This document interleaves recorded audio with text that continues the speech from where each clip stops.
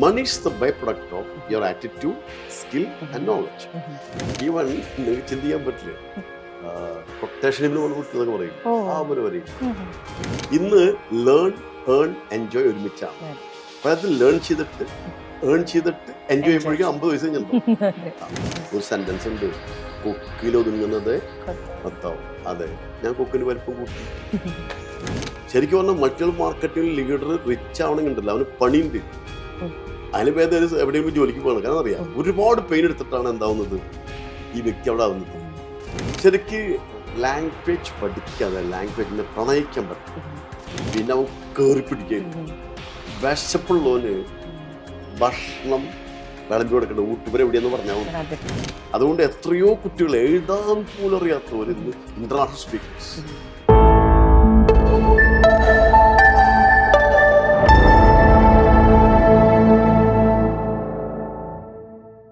ആദ്യം മണി ഉണ്ടാക്കുന്ന ആഗ്രഹം വരണ്ട, എനിക്ക് റിച്ച് ആവണം. അപ്പൊ ആറ്റിറ്റ്യൂഡ് വന്നു, എനിക്ക് റിച്ച് ലൈഫ് ആണ്.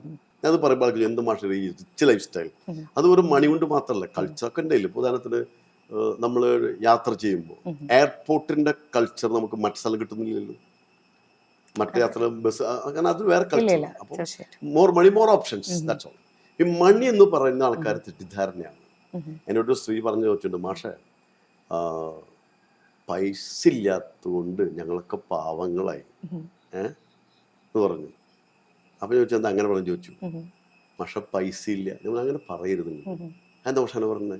നിങ്ങൾ ബാങ്കിൽ പോയി ഇഷ്ടം പോലെ ക്യാഷ് ഉണ്ടല്ലോ. അത് അവിടെ പിന്നെ എവിടെ ഇല്ലാത്ത, എൻ്റെ കയ്യിലില്ല. അത് കയ്യിലിരിപ്പാ. ക്യാഷ് നമ്മളെല്ലാം ഉണ്ടാക്കണം, നമ്മൾ ഏൺ ചെയ്യാം, ഏണിങ് സ്കിൽസ് ഉണ്ടാക്കണം.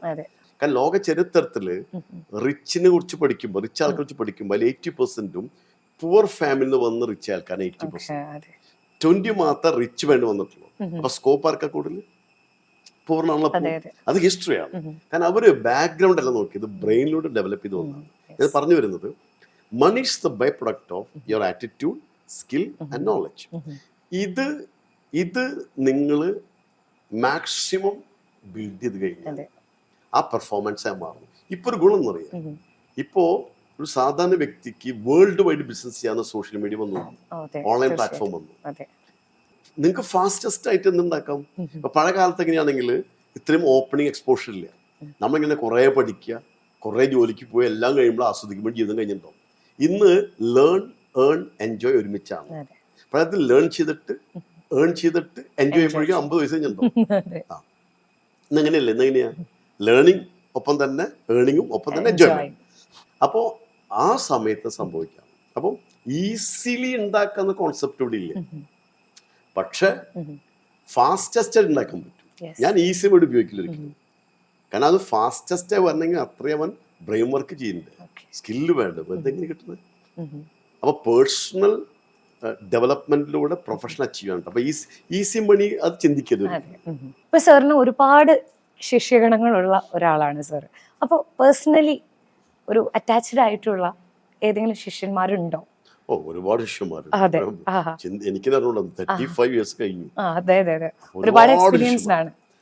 എടുത്തു പറയാവുന്ന ഒരു ശിഷ്യൻ മെന്റലിസ്റ്റ് ആദി എൻ്റെ അടുത്ത് ഒരു ഇംഗ്ലീഷ് വേണം, പ്രസന്റേഷൻ സ്കിൽ വേണം.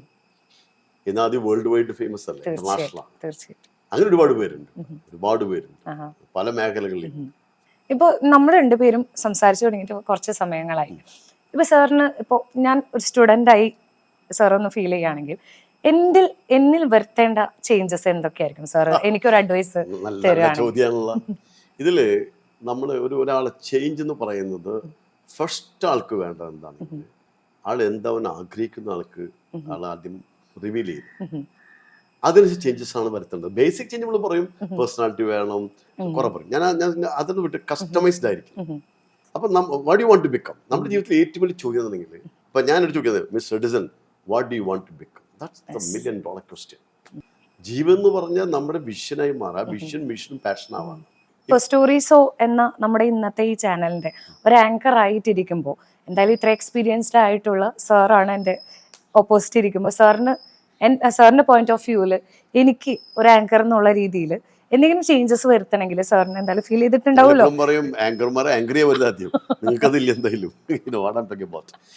ഇതിൽ വേണ്ടത് ഒരു ഇപ്പോ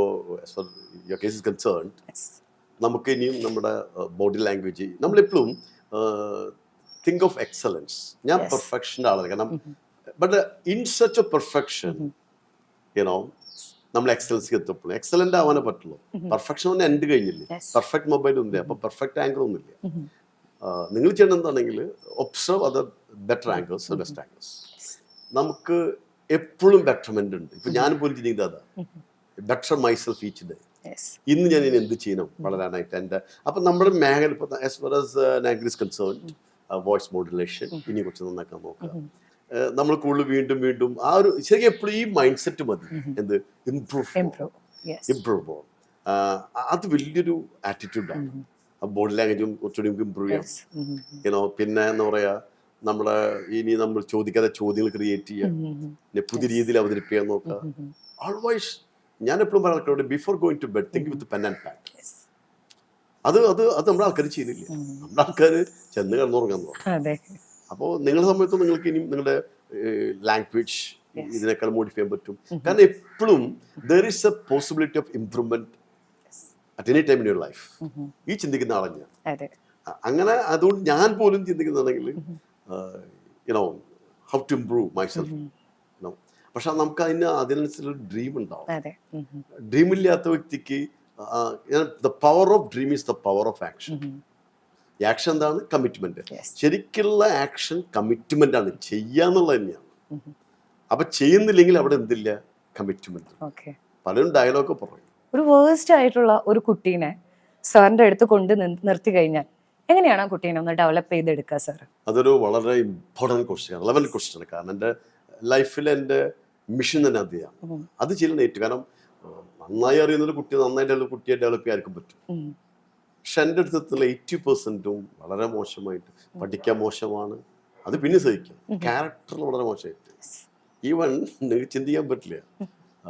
കൊട്ടേഷനിൽ വന്ന കുട്ടികളൊക്കെ പറയില്ല, ആ ഒരു വരെയുണ്ട്. അത്രയും വളരെ മോശമായി വന്ന കുട്ടികളുണ്ട്. ബാക്ക്ഗ്രൗണ്ട് നോക്കുമ്പോൾ അതാ എങ്ങനെയാണ്, അവൻ്റെ പേരിൽ കേസിൽ ഒരുപാടുണ്ട്. പക്ഷെ അവൻ ആഗ്രഹിച്ചു വന്നതല്ല. ആസ് എ ടീച്ചർ ഞാൻ അവനെ കണ്ടാൽ മതി, അവൻ്റെ ബാക്ക്ഗ്രൗണ്ട് കാണണ്ട. ഞാൻ ഇവർ ചെയ്യാൻ അറിയുന്നതാണെങ്കിൽ എനിക്കറിയാവുന്ന ഒരു theory, they are not useless but useless. ഞാനൊരു കെയർലെസ് ആണ്. കാരണം ഒരു ഇൻബോൺ ഗുണ്ടയില്ല, ഇൻബോൺ പ്രൊഫഷണൽ ഇല്ല, ഇൻബോൺ ഡോക്ടറിലില്ല. പക്ഷെ വളർന്നു വരുന്ന സാഹചര്യത്തിലൂടെ വന്നാണ് അവൻ. ഇപ്പൊ ബിൽഗേറ്റ്സിന് 2 വയസ്സിലൊക്കെ കുട്ടിക്കാലത്തോട് കൊണ്ടാലും അട്ടപ്പാടിയിലോ അല്ലെങ്കിൽ ഏതെങ്കിലും നമ്മൾ പറയില്ലേ ആ ഏരിയയിലിട്ട് വളർത്താൻ വനാന്തരങ്ങളിൽ ആ ലെവലിൽ വളരാൻ പറ്റുള്ളൂ. ഞാനതിൽ എങ്ങനെയായിരിക്കും? അത് കുറ്റല്ല, സ്വാഭാവികമാണ്. നമ്മളൊരു കുട്ടിയെ കെയർ ചെയ്യുമ്പോഴാണ് അവരെല്ലാം ഷെയർ ചെയ്യുക. അത് പ്രിൻസിപ്പിളാണ്, അത് ലൈഫിൽ അങ്ങനെ തന്നെയാണ്. അപ്പം ഞാൻ എന്ത് ചെയ്തു, അവനെ പതുക്കെ അടുപ്പിച്ച് കൊണ്ടുപോകും. പതുക്കെ അതൊരു സൈക്കോളജിക്കൽ അപ്രോച്ചാണ്. കെയർ ചെയ്യും, റെസ്പെക്ട് ചെയ്യും, വാല്യൂ ചെയ്യും. നമ്മൾ വാല്യൂ കൊടുത്തു കഴിഞ്ഞാൽ എന്താണ്, അവർ നമ്മളെ ഭയങ്കരമായിട്ട് വാല്യൂ. അത് വലിയൊരു സിസ്റ്റമാണ്. അത് അവന് പോസിറ്റീവായിട്ട് കിട്ടിയില്ല, റിജക്ഷൻ കിട്ടിയിട്ടുണ്ടാവുള്ളൂ. He was rejected every word. പക്ഷെ അവൻ എന്നെ ആക്സെപ്റ്റ് ചെയ്തു. കാരണം അവന് പതുക്കെ അവൻ്റെ ചിപ്പ് ഞാൻ മാറ്റിച്ചു.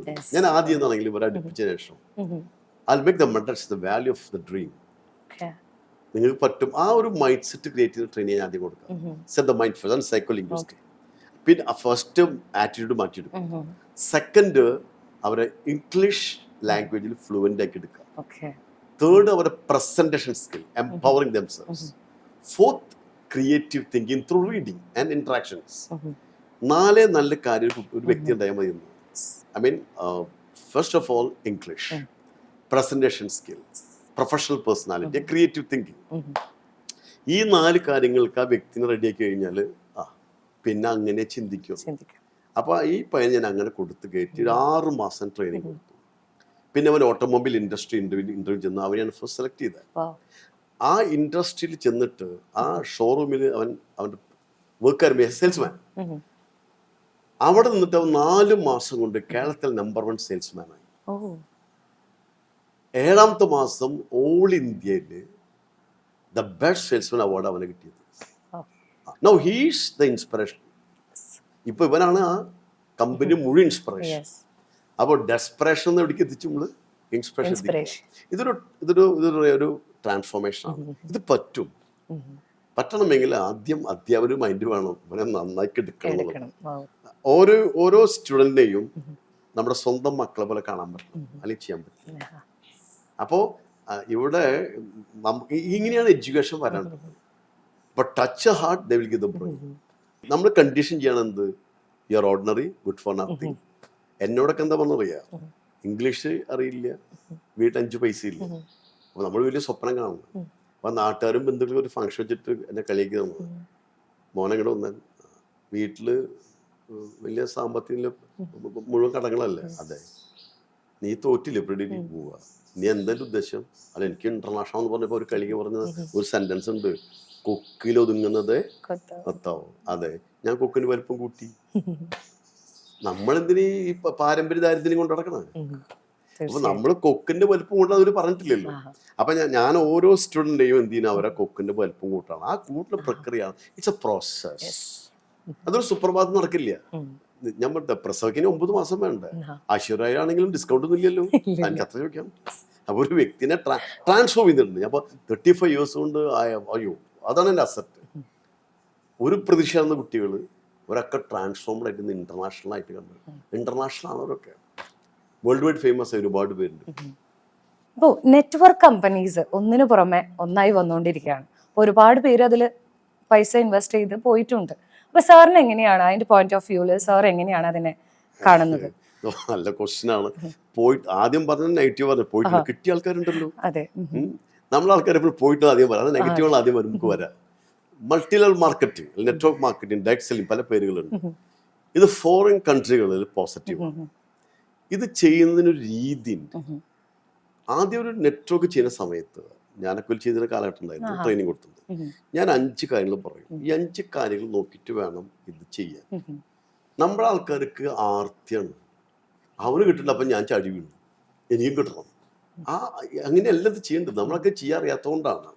5 കാര്യങ്ങൾ. ഒന്ന്, കമ്പനി ലീഗലാണെന്ന് ആദ്യം അന്വേഷിച്ചറിയണം. അപ്പൊ കമ്പനി നമുക്ക് മനസ്സിലായി എന്തായി, ലീഗലി ഓക്കെ ആണ്, അതൊരു സ്റ്റെപ്പ്. സെക്കൻഡ് വേണ്ടതാണെങ്കിൽ ഈ കമ്പനിയുടെ മാനേജ്മെന്റ്. അപ്പൊ കമ്പനിയുടെ അവരുടെ വിഷനും മാനേജ്മെന്റിൽ ആൾക്കാരും പറയണം, അത് നല്ല ക്വാളിറ്റിയുള്ള ആൾക്കാരാണോ, അത് ബ്രാൻഡായിട്ട് നല്ല പോസിറ്റീവ് വിശ്വസിക്കാൻ പറ്റിയ ആൾക്കാരാണ് നമ്മൾ അന്വേഷിക്കണം. നല്ല മാനേജ്മെന്റ് ആയിരിക്കണം. തേർഡ്, ഇതിൽ പ്രത്യേകം എന്താണെങ്കിൽ നമ്മൾ ഒരു പ്രൊഡക്റ്റ് വാങ്ങിച്ചിട്ടുകൊണ്ടാണ് ഇതിൽ മെമ്പർ ആവുന്നത്. അപ്പൊ നമ്മളൊരു ബിസിനസിന്റെ പാർട്ട്ണറാണ്. ഇപ്പൊ നമ്മളൊരു ഇപ്പൊ ഞാൻ ഈ സൂട്ട് വാങ്ങിച്ചുകൊണ്ട് ഇതിന്റെ ബിസിനസ് പാർട്ട്ണർ ആവില്ല ഇതിന്റെ കമ്പനി. പക്ഷെ മൾട്ടി മാർക്കറ്റ് എന്ന് പറയുമ്പോൾ നമ്മൾ പ്രൊഡക്റ്റ് എടുക്കുന്നു, അതാണ് ഡാക്സെൽ എന്ന് പറയുന്നത്. അപ്പൊ നമ്മൾ ആ പ്രൊഡക്റ്റ്, അത് വെർത്തി പ്രൊഡക്റ്റ് ആയിരിക്കും, യൂസ്ഫുൾ ആയിട്ടുള്ള തോന്നി പ്രൊഡക്റ്റ് നമ്മൾ ഇടിപ്പിക്കരുത്, നമ്മൾ എടുക്കാട്ട് ചെയ്യേണ്ടത്. ഈ പ്രൊഡക്റ്റ് ഒക്കെ എനിക്ക് ഇഷ്ടമാണ്, എനിക്ക് ആവശ്യമുള്ളതാണെന്ന് സ്വയം തോന്നി നമ്മൾ കൊടുക്കുന്ന എമൗണ്ടിന്റെ വെർത്തുള്ള പ്രൊഡക്റ്റ് നമ്മൾ എന്ത് ചെയ്യണം, വാങ്ങിക്കണം. അപ്പൊ ഞാൻ ചോദിക്കട്ടെ, ഇൻവെസ്റ്റ്മെന്റ് 0 അല്ലേ? ഇപ്പോൾ നമ്മൾ എന്തൊരു വാങ്ങിക്കുമ്പോഴും പൈസ കൊടുത്തല്ല വാങ്ങിക്കുന്നത്, അതൊക്കെ വീട്ടിലിരിക്കുന്നില്ലേ?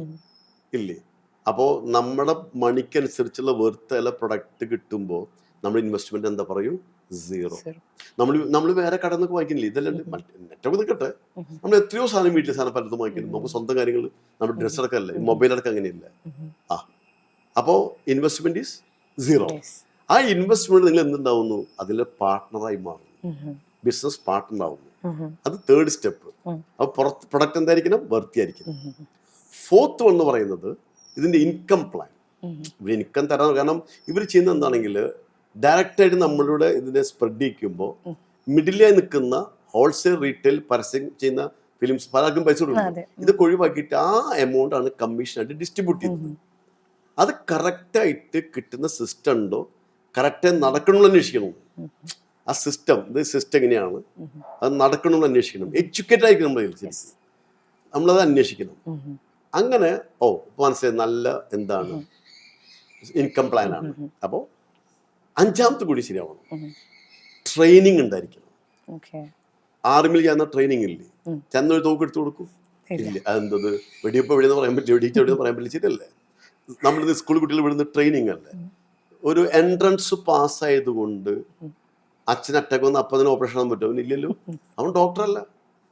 അപ്പം നമ്മൾ ഇതിൽ ജോയിൻ ചെയ്തുകൊണ്ട് നമുക്ക് ആ ബിസിനസ് അപ്പം തന്നെ നമ്മളങ്ങനെയല്ല, ഇപ്പം ജോയിൻ ചെയ്യുക, അടുത്ത ആഴ്ച ക്യാഷ് കിട്ടണം, ഇങ്ങനോ ഗീവ് ദ ട്രെയിനിങ്.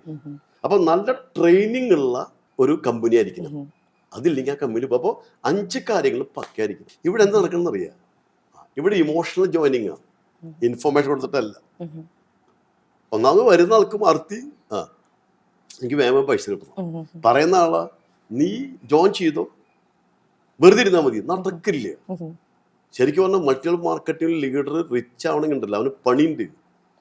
അതിന് ഭേദം എവിടെയെങ്കിലും ജോലിക്ക് പോകണം. കാരണം അറിയാം ഒരുപാട് പെയിൻ എടുത്തിട്ടാണ് എന്താവുന്നത് ഈ വ്യക്തി അവിടെ ആവുന്നത്. ഇതിന് മറ്റൊരു പ്ലസ് പോയിന്റ് പറയട്ടെ, ഈ സിസ്റ്റത്തിൽ ഞാൻ കണ്ടാണെങ്കിൽ എഡ്യൂക്കേഷൻ ഒരുപാടുണ്ട്. ഇതിലില്ലാത്തൊന്നുമില്ലേ, ലൈക്ക് ട്രാവലിംഗ് ഒരുപാടുണ്ട്, അച്ചീവ്മെന്റ്സ് ഉണ്ട്, ഫൈനാൻഷ്യൽ ഗ്രോത്ത് ഉണ്ട്, എഡ്യൂക്കേഷൻ ഉണ്ട്, ബന്ധങ്ങളുണ്ട്.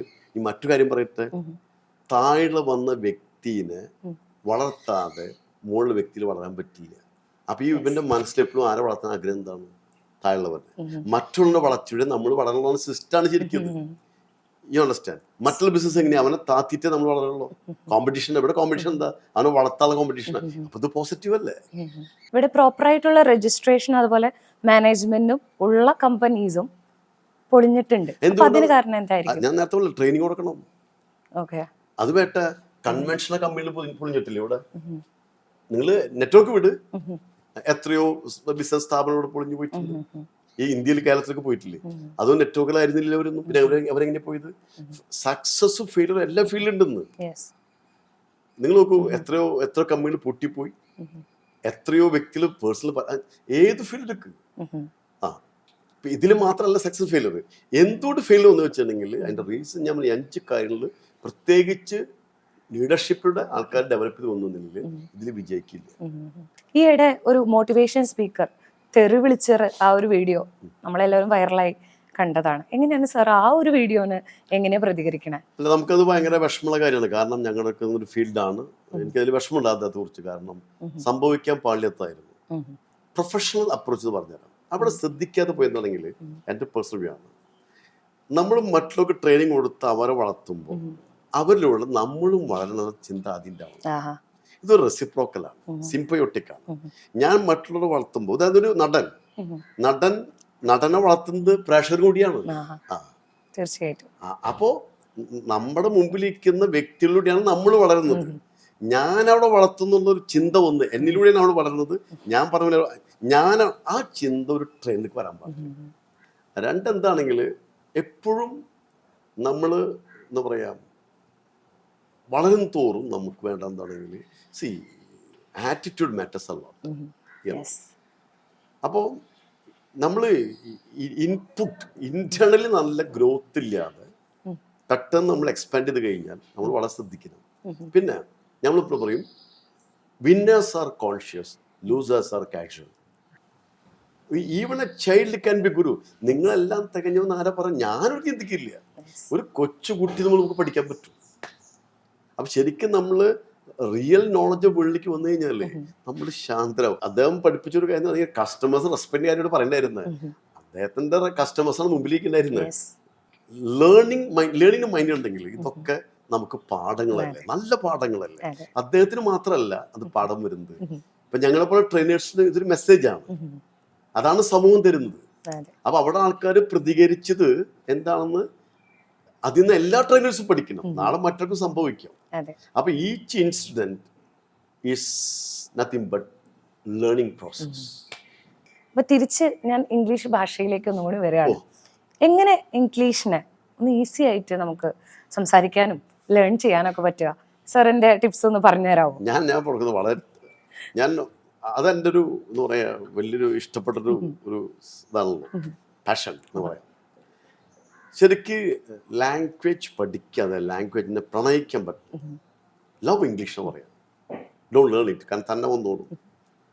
ഒരു പെൺകുട്ടി ഇഷ്ടപ്പെട്ട് കഴിഞ്ഞാൽ എത്ര മണിക്കൂർ ആളെടുത്തിരിക്കില്ലേ? ഇഷ്ടമില്ലെങ്കിൽ 3 മിനിറ്റ് എനിക്ക് പോകും. നമ്മൾ മറ്റു 3 മണിക്കൂർ എനിക്ക് പോകില്ലേ? First you love the language. ആ ലെവലിലേക്ക് ലാംഗ്വേജിനെ കൊണ്ടുപോകാം. അതിനെന്ത് ചെയ്യണമെങ്കിൽ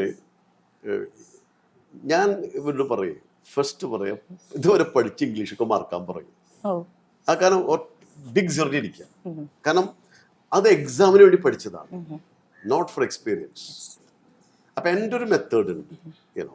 അതുകൊണ്ടാണ് ഞാൻ എഴുതാൻ അറിയാത്ത നിങ്ങൾക്കറിയോ, നിങ്ങൾക്ക് ചിന്തിക്കാൻ പറ്റും അറിഞ്ഞുകൂടാ. ഇംഗ്ലീഷ് മീഡിയം +2 പാസ്സായ കുട്ടിക്ക് കേൾക്കുമ്പോൾ അത്ഭുതമാണ് എനിക്ക്. നിങ്ങൾക്ക് ഒരു അത്ഭുതം തോന്നിക്കണ്ട. ഷീന്ന് ഏതറിയില്ല, ഇംഗ്ലീഷ് മീഡിയം പാസ്സായി, ഡിഗ്രി നിർത്തിയിട്ട് എൻ്റെ അടുത്ത് വരണം മാഷ് എനിക്കൊന്നും അറിയില്ല. അപ്പം ഞാൻ തമാശ വെച്ച് സിംഗുലറും പ്ലൂറൽ പഠിപ്പിക്കുമ്പോൾ ഷീന്ന് ഏതറിയില്ല. ഞാൻ കുട്ടീനെ ഇരുത്തി 10 വർഷം എഴുതി പഠിപ്പിച്ച SH ഷീ. അപ്പം അവൻ്റെ അവസ്ഥ എന്താ? അങ്ങനെ കുട്ടികളുണ്ട്.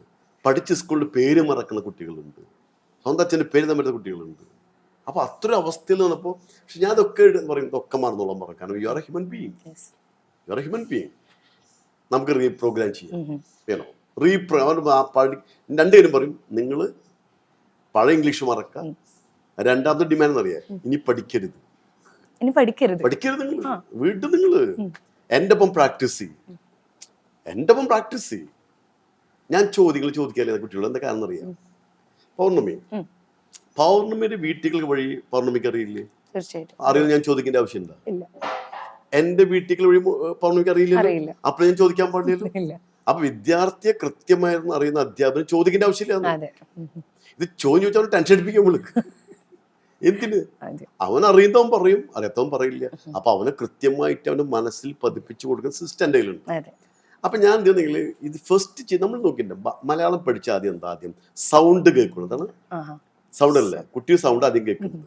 അപ്പൊ ഞാൻ ഇംഗ്ലീഷില് ഫൊണറ്റിക്സിൽ ഉച്ചാരണത്തിന് വേണ്ടിയുള്ള സൗണ്ട് അതിലേക്ക് ആദ്യം കൊടുക്കുന്നത്. അപ്പൊ സംഗീതം പഠിക്കുമ്പോൾ സരിഗമ പദനിസല്ലേ, അതെല്ലാം ശുദ്ധി വരുത്തുന്നുണ്ട്. ഇതേപോലെ ഫൊണറ്റിക്സ് വന്നിട്ട് അതും തുടങ്ങും ഞാൻ. 2 മലയാളത്തിൽ നോക്കൂ. പിന്നെ വാക്കുകൾ കേൾക്കണം. അമ്മ അച്ഛന്ന് കേൾക്കല്ലേ. കുട്ടി കേട്ടിട്ട് അപ്പൊന്നും പറയില്ല, കേട്ട് കുറയുമ്പോഴാണ് പറയുന്നത്. അപ്പൊ ഞാൻ ഇവരോട് എന്ത് ചെയ്തു, ഞാൻ കുറച്ച് നോട്ട്സ് ഉണ്ടാക്കിയിട്ടുണ്ട് എന്റെ ടെക്നിക്കൽ. ഉറക്കം വായിക്കാൻ പറയും, പഠിക്കരുത്, വെറുതെ വായിക്കാം. ഈ വായിക്കുമ്പോ ഇവരുടെ ചെവികളിലൂടെ ഇത് കേൾക്കാണ്, ലിസണിങ് നടക്കാണ്. അപ്പോ കേൾക്കുന്നൊരു സാഹചര്യം ഉണ്ടാക്കിയെടുക്കണം. ലിസൺ. അപ്പൊ ഉറക്കം വായിക്കുമ്പോ സ്പീക്കിംഗ് നടക്കാണ് ഇൻഡയറക്ട്ലി. അപ്പോ ഉറക്കെ വായിക്കാൻ ഒരു വ്യക്തി ഫ്ലുവൻ്റായി പറയണ്ട ജനറൽ ക്വസ്റ്റ്യൻസും ജനറൽ സെന്റൻസും ആദ്യം എന്ത് ചെയ്യിക്കും, ഇവരെ ഉറക്ക വായിപ്പിക്കും. നമ്മൾ പഠിക്കണ്ട. ഇങ്ങനെ ഉറക്ക വായിക്കുമ്പോൾ ഒരുപാട് കേട്ടത് ഓട്ടോമാറ്റിക് ആയിട്ട് ഇവിടെ പതിയുമ്പോൾ ഓട്ടോമാറ്റിക് അത് പ്രോഗ്രാംഡ് ആണ്. അപ്പൊ ആദ്യം സൗണ്ട്, പിന്നെ സെന്റൻസ് ഉറക്ക വായിക്കുന്നു, വേർഡ്സ് അടക്കം കയറുന്നു. പിന്നെ ഈ ഗ്രാമർ എന്നൊക്കെ പറയുന്നില്ലേ, എപ്പോഴാ കൊടുക്കണമെന്ന് അറിയാം. ആ വ്യക്തി ഇംഗ്ലീഷിനെ സ്നേഹിച്ചോട് തുടങ്ങിയിട്ടില്ല, പിന്നെ അവൻ കയറി പിടിക്കുകയില്ല. വിശപ്പുള്ളവന് ഭക്ഷണം വിളമ്പി കൊടുക്കണ്ട, ഊട്ടുപുര എവിടെയെന്ന് പറഞ്ഞാൽ മതി. അപ്പൊ എന്റെ സിസ്റ്റർ എന്താ, make him hungry, make him fall in love with English language. അതൊരു പാഷനാണ്. പിന്നെ എനിക്ക് പണിയില്ലാന്ന്, he goes himself. അങ്ങനെ പിന്നീട് പറയണേ. പിന്നെ എനിക്ക് സിസ്റ്റർ പബ്ലിക് സ്പീക്കിംഗ് ട്രെയിനിങ് എന്റെ ക്ലാസ്സിലാണ്, പ്രസന്റേഷൻ സ്കിൽ. ഇവരെ കോൺഫിഡൻസ് ലെവൽ ഞാൻ എംപവറിംഗ് എടുക്കും. അങ്ങനെ ഒരു നല്ല പവർഫുൾ, നല്ല കോൺഫിഡൻ്റ് ആക്കി എടുക്കും, വായിക്കാനുള്ള അതാണ് ആ സംഭവം. പിന്നെ എന്ത് എളുപ്പമെന്നറിയാം. അപ്പൊ ശരിക്കും പറയുകയാണെങ്കിൽ പിന്നെ ഒരു കാര്യം ശ്രദ്ധിക്കണം, ഒരുപാട് വേർഡ്സ് ഒന്നും പഠിക്കേണ്ട ഫ്ലുവൻ്റ് ആവാൻ. ഞാൻ ചോദിക്കട്ടെ, സൂര്യൻ ഒരുപാട് പര്യായങ്ങളില്ലേ? ആദിത്യൻ, അർക്കൻ, പകലൻ, അല്ലേ, ദിനകരൻ, ദിവാകരൻ, ഇതൊക്കെ ആര്? സൂര്യനല്ലേ? പൗർണമി എന്തെങ്കിലും പറയോ? ഹോ അച്ഛാ ഭാസ്കർ അസ്തമിച്ചു എന്ന് ഇല്ലല്ലോ. അപ്പൊ അതൊക്കെ സാഹിത്യമാണ്. സിംപിളായ വേർഡ്സ് ഉപയോഗിക്കുന്ന ആക്ട്. അപ്പൊ അവിടെ സ്കൂൾ പഠിച്ച വേർഡ്സ് മതി. പിന്നെ ഉച്ചാരണം ഞാൻ പഠിപ്പിച്ചു കൊടുക്കും. ഗ്രാമർ ഞാൻ അത് പറയാം, ഗ്രാമർ പഠിക്കുമ്പോൾ മക്കളെ ഗ്രാമർ പഠിക്കരുത്, ഞാൻ പഠിപ്പിച്ചുതരാം, നിങ്ങൾ പഠിക്കരുത്. അപ്പനവർ ഹാപ്പിയാ, കാരണം എന്താ, അവർക്ക് പഠിക്കണ്ടല്ലോ. പക്ഷെ എനിക്കൊരു സിസ്റ്റത്തിന്, എന്റെ സിസ്റ്റം ടോട്ടലി ഡിഫറെന്റ് ആണ്, സൈക്കോ ലിംഗ്വിസ്റ്റിക്. അതുകൊണ്ട് എത്രയോ കുട്ടികൾ എഴുതാൻ പോലും അറിയാത്തവർ ഇന്ന് ഇന്റർനാഷണൽ സ്പീക്കേഴ്സ്. അത് തൃശ്ശൂരിന്റെ അക്കാദമിന്റെ ആംഗ്ലോ ഇന്റലിജൻസ്, അവിടെ ശരിക്കും ഇംഗ്ലീഷ് വേൾഡ് ആണ്. ഉള്ളിൽ കയറി കഴിഞ്ഞാൽ പിന്നെ ഞാൻ പോയില്ല, അവരവിടുന്ന് പോയില്ല. അങ്ങനെ അതൊരു ടൈം എടുക്കുന്നുണ്ട്, ഒരു 2-3 months. അപ്പൊ ഞാൻ പറഞ്ഞു വരുന്നത് ഇംഗ്ലീഷ് ഫ്ലുവൻ്റ് ആയിട്ട് പറയും. ഈ സിസ്റ്റം സൈക്കോ ലിംഗ്വിസ്റ്റിക്. ഇപ്പൊ സാറിന്റെ വീഡിയോസ് കണ്ടുകൊണ്ടിരിക്കുന്ന ഈ വ്യൂവേഴ്സിന് നമ്മുടെ ജീവിത വിജയത്തിന് സാർ എന്തൊക്കെ ടിപ്സ് ആണ് കൊടുക്കുക? Success of life. ഈ ആദ്യം തന്നെ സക്സസ് എന്താന്നൊരു ഐഡിയ നമുക്ക് ഉണ്ടാവുന്നുണ്ട്. തീർച്ചയായിട്ടും നമ്മള് ആഗ്രഹിക്കുന്ന റിസൾട്ട് വല്ലാണ് നമ്മുടെ സക്സസ്. ഓരോക്കെ അത് ഡിഫറെന്റ് ആയിരിക്കും, അല്ലേ? പല സ്വപ്നങ്ങളായിരിക്കും. അബ്ദുൽ കലാമിന് വേറെ ആയിരുന്നു, ഗാന്ധിക്ക് വേറെ ആയിരുന്നു, ഐൻസ്റ്റീന് വേറെ, ഹിറ്റ്ലർക്ക് വേറെ എല്ലാം. അപ്പോൾ നമുക്കറിയാം നമ്മൾ എന്താണ് ഡ്രീം കാണുന്നത് അത് നേടിയെടുക്കാനായിട്ട് നമ്മളെ തന്നെ ഡെവലപ്പ് ചെയ്തെടുക്കുക. എനിക്കതിൽ ഫഹദ് ഫാസിൽ ഭയങ്കര ഇഷ്ടമായ വ്യക്തിയ കാര്യത്തിൽ കയ്യത്ത് ദൂരത്തും ഒരു ഫിലിം വന്നു. അത് ഷാനുമാണ്. അച്ഛൻ സംവിധായകൻ പുലിയാണ് ഫസിൽ സാർ. പക്ഷെ അത് അവനൊന്നും ചെയ്യാൻ പറ്റില്ല, അവൻ ഔട്ടായി. ഷൻ വിദേശത്ത് പോയിട്ട് ആക്ടിങ് പഠിച്ചു വന്നപ്പോൾ ഷമി ഹീറോ ആയില്ലേ. That means personal development focus ചെയ്യണം. നമ്മൾ കണ്ട ഡ്രീം നേടുന്നവരെ നമ്മളെ ഡെവലപ്പ് ചെയ്തുകൊണ്ടിരിക്കണം. അല്ലാതെ അതിന് വിജയിച്ചിട്ടില്ല. ഇപ്പൊ ഞാൻ ഇംഗ്ലീഷ് ഫ്ലുവന്റ് ആഗ്രഹിച്ചു, പിന്നെ എന്റെ ചിന്ത മുഴുവൻ പറയും ബി എ മോണോമാനിയക്, ഏകവിഷയ ഭ്രാന്തൻ. ഏകവിഷയം ആ കണ്ട ഡ്രീം നേടുന്നവരെ പിന്നെ ലോകത്തൊന്നുമില്ല. അതിൽ ഡെഡിക്കേറ്റ് ആയിരിക്കണം. അതാണ് ജീവിതം. Make your dream your life. അപ്പൊ ഡ്രീം ലൈഫ് ആരംഭിക്കുമ്പോൾ when you make your dream your life, your dream life begins. ഞാൻ എപ്പോഴും അങ്ങനെ പറയാം. കുറെ ജോലിക്കാരുണ്ടൊക്കെ അന്ന് ലോഡ് മക്കളുണ്ട്. പക്ഷെ കുട്ടികൾ എടുക്കുന്ന ജീനിയസ് എന്ന് പറയുന്ന കോൺസെപ്റ്റ് ഉണ്ട്. ആ ഓരോ കുട്ടികൾക്ക് എടുക്കുന്നുണ്ട്. അപ്പോൾ പ്രതിഭകളെ ക്രിയേറ്റ് ചെയ്യുന്ന ഒരു ട്രാൻസ്ഫോർമേഷൻ ട്രെയിനിങ്ങുകളപ്പം ഞാൻ ഒരുപാട് പ്രതിഭകൾക്ക് ജന്മം നൽകുക എന്നുള്ളതാണ് ഞാൻ പറഞ്ഞു വരുന്നത്. പ്രതിഭകളെയാണ് ഇനി വളർത്തേണ്ടത്. നമ്മളിപ്പോഴും പഴയ ജസ്റ്റ് ഒബേ ദ ബോസിൽ നിർത്തുക. കാരണം കാലം മാറി. Passion is the Genesis of A genius. അപ്പോൾ എൻ്റെ ഡ്രീം ആണെങ്കിൽ ഒരു അപ്കമിങ് തലമുറയാണ്, വരുന്ന തലമുറ മാക്സിമം അവരുടെ പൊട്ടൻഷ്യൽ അവർക്ക് മനസ്സിലാക്കി കൊടുത്ത് അവരെ ജീനിയസ് ലെവലിലേക്ക് ട്രാൻസ്ഫോം ചെയ്തെടുക്കലാണ്. അങ്ങനത്തെ ഒരു ഗുരു ആവാൻ എനിക്ക് താല്പര്യം. That's my vision, mission, passion now. ഭയങ്കര ഇൻട്രസ്റ്റിംഗ് ആയിട്ടുള്ള ഒരു ക്ലാസ് കേട്ട ഒരു പ്രതീതിയാണ് ഇന്നത്തെ എപ്പിസോഡ് സാറിന്റെ കൂടെ സ്പെൻഡ് ചെയ്തപ്പോൾ എനിക്ക് ഫീൽ ചെയ്തത്. അല്ല, ഇതിപ്പോ എന്താ, ഞാൻ അങ്ങനെയാണ്. കാരണം ഞാൻ അങ്ങനെ പറയാം, സാറ് ഈ മോട്ടിവേഷന്റെ ഹോൾസെയിൽ റീറ്റെയിൽ എന്ന് പറഞ്ഞ കാരണം നമ്മൾ ജീവിതത്തില് കൊടുക്കുക എന്നുള്ളതാണ് ഏറ്റവും വലിയ കാര്യം. ഇപ്പൊ നമ്മൾ കൈ ഒരു എന്തെങ്കിലും കൊടുക്കുമ്പോ കൈ ഇങ്ങനെ വികസിക്കും, എടുക്കുമ്പോ ചുരുങ്ങും അല്ലെ, എടുക്കുമ്പോ ചുരുങ്ങും. എടുക്കുന്ന എന്തിനു വേണ്ടിയിട്ടായിരിക്കണം? വികസിക്കാൻ, എക്സ്പാൻഡ്. അപ്പൊ ഞാൻ ലൈഫ് എന്ന് പറഞ്ഞാൽ either ever expanding awareness or never expanding awareness. അപ്പൊ ഞാൻ എപ്പോഴും കൊടുക്കാൻ ആഗ്രഹിക്കുന്ന വ്യക്തിയാണ്. ഈ അറിവ്, നമുക്കുള്ള അറിവും കഴിവൊക്കെ കൊടുത്തില്ലെങ്കിൽ വാട്ട്സ് യുവർ കോൺട്രിബ്യൂഷൻ? അത് ഏറ്റവും വലിയ കാര്യം. ഇപ്പൊ നമ്മൾ തന്നെ പലരുടെ കാണാൻ എൻജോയ് ചെയ്തു. ഇപ്പൊ നമ്മുടെ ഈ റെക്കോർഡിംഗ് പോലും പല ഡിജിറ്റൽസ് ഉപയോഗിക്കുന്നുണ്ടല്ലോ. ഇത് ഒരുപാട് ആൾക്കാരുടെ കോൺട്രിബ്യൂഷൻ്റെയാണ്. അപ്പൊ നമ്മുടെ കോൺട്രിബ്യൂഷൻ കൊടുക്കാതെ പോകുന്നത് സോഷ്യൽ ഇൻജസ്റ്റിസ് ആണ്. കാരണം ആ ഒരു ചെറുപ്പത്തിലെ സെറ്റ് ചെയ്യുന്നത് അതിനുള്ളൊരു ഒരു ഇപ്പൊ നോക്കൂ, ബെവറേജിന് മുമ്പിൽ ക്യൂ ഉണ്ട്, ബുക്സുകളുടെ മുമ്പിൽ ക്യൂ ഇല്ല. എന്ത് പിന്നെ കുറെ മാറ്റങ്ങൾ നമുക്ക് തയ്യാറാവാം. ഇപ്പൊ എൻ്റെ ഒക്കെ ഒരു ലൈഫ് സ്റ്റൈൽ എന്ന് പറഞ്ഞാൽ എന്താണെങ്കിൽ, നമ്മുടെ ലൈഫ് നമ്മൾ തിരിഞ്ഞു നോക്കുമ്പോൾ നമുക്കത് ഫീൽ ചെയ്യണം. എന്ത്, we have given our best to the world. Fulfil your dreams, that is a meaningful life. അതാണ് എനിക്ക് എല്ലാവരും പറയുന്നത്. Fulfil your dream. ആ ഡ്രീം എന്ന് പറഞ്ഞാൽ അതിന്റെ സോഷ്യൽ ജസ്റ്റിസ് കൂടി ഉണ്ടായിരുന്നു, കോൺട്രിബ്യൂഷൻ ടു ദ വേൾഡ്. അപ്പോൾ ഇന്ന് നമ്മളോടൊപ്പം ഉണ്ടായിരുന്നത് എഡിസൺ സാർ ആയിരുന്നു. ഒരുപാട് ഇൻഫോർമേഷൻസ് ആണ് സാറിന്റെ കയ്യിൽ നിന്ന് നമുക്ക് ലഭിച്ചത്. ഈ ഒരു സ്ട്രെങ്ത് ഇനി എന്നും ഈ ഒരു പവർഫുൾ ആയിട്ട് തന്നെ പോട്ടെ. ഞങ്ങളുടെ എല്ലാവരെയും പ്രാർത്ഥന സാറിനൊപ്പം ഉണ്ട്. Thank you so much. My pleasure. Thank you so much for your great opportunity given to me. In fact, thank you. Okay. God bless you. Thank you.